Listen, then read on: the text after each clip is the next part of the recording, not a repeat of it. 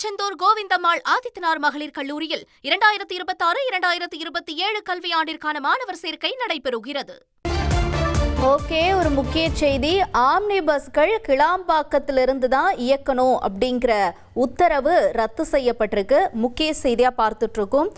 கிளாம்பாக்கத்திலிருந்து இந்த ஆம்னி பஸ்கள் இயக்கிறதுனால பெரும் சிரமத்தை சந்திக்கிறதா முன்னாடி நிறைய கருத்துக்கள்லாம் முன்வைக்கப்பட்டிருந்துச்சு. இப்ப இந்த உத்தரவை அதிரடியா ரத்து பண்ணியிருக்க உயர்நீதிமன்றம். விவரங்களோட செய்தியாளர் சுரேஷும் இணைஞ்சிருக்காரு. சுரேஷ், இந்த வழக்கினுடைய பின்னணி, தற்போதைய உத்தரவு தொடர்பான தகவல்களையும் விரிவா சொல்லுங்க. வணக்கம். அதாவது சென்னையிலிருந்து தென் மாவட்டங்களுக்கு செல்லக்கூடிய அனைத்து தனியார் ஆம்னி பேருந்துகளும் கிளாம்பாக்கம் பேருந்து முனையத்திலிருந்து தான் இயக்கப்பட வேண்டும் என்றும், சென்னை நகருக்குள்ள நுழையக்கூடாது, மீறினால் நடவடிக்கை எடுக்கப்படும் 2024 ஜனவரி மாதம் மாநில போக்குவரத்து துறை ஆணையம் உத்தரவு பிறப்பிக்குது.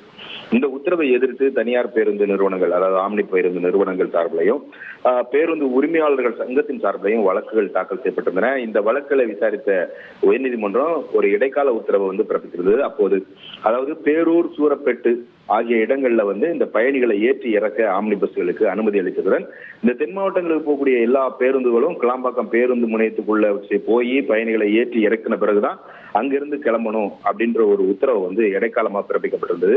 இந்த வழக்கை இறுதி விசாரணையை நீதிபதி பி லட்சுமி நாராயணன் விசாரணை மேற்கொண்டார்.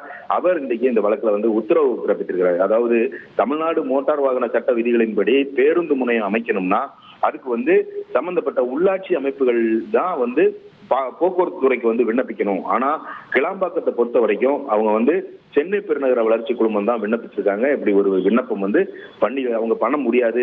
இந்த விண்ணப்பம்ங்கிறது கிட்டத்தட்ட அது ஒரு சட்டவிரோதமானது அப்படின்ற மாதிரி நீதிபதி சொல்றாரு. அதனால இந்த முனையத்தை தொடர்ந்து பராமரிக்கிறதுக்கும் அதை அமைத்ததை ஒப்புதல் அளிக்கிற வகையில, ஒப்புதல் பெறக்கூடிய வகையில அந்த கிளாம்பாக்கம் பஞ்சாயத்து அந்த பகுதிக்கு எந்த உள்ளாட்சி அமைப்பு வருதுன்னு பாத்தீங்கன்னா காட்டாங்குளத்தூர் பஞ்சாயத்து யூனியன் வருது. அதனால அந்த காட்டாங்குளத்தூர் பஞ்சாயத்து யூனியன் இந்த பேருந்து முனையத்துக்கு ஒப்புதல் கேட்டு மாநில போக்குவரத்து ஆணையத்துக்கு விண்ணப்பிக்கலாம் என்ற ஒரு அனுமதியை நீதிபதி வழங்கியிருக்கிறார்.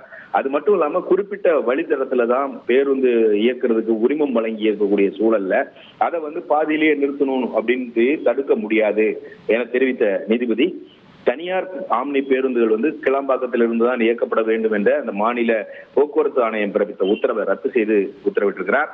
கடந்த ஜனவரி மாதம் உயர்நீதிமன்றத்தினுடைய உத்தரவின் அடிப்படையில போக்குவரத்துறை அதிகாரிகளும் ஆம்னி பஸ் உரிமையாளர்களும் நடத்தின பேச்சுவார்த்தையில போரூர் சுங்கச்சாவடி, அதே போல சூரப்பேட்டு ஆகிய இடங்களை தவிர மாதவரம் ரவுண்டானாலையும் பயணிகள் ஏற்றி இறக்குவதற்கு அனுமதிக்கலாம் என்ற ஒரு முடிவு எட்டப்பட்டிருக்குது. உங்களுடைய தகவல்களுக்கு நன்றி சுரேஷ். திருச்செந்தூர் கோவிந்தம்மாள் ஆதித்தனார் மகளிர் கல்லூரியில் 2026-2027 கல்வியாண்டிற்கான மாணவர் சேர்க்கை நடைபெறுகிறது.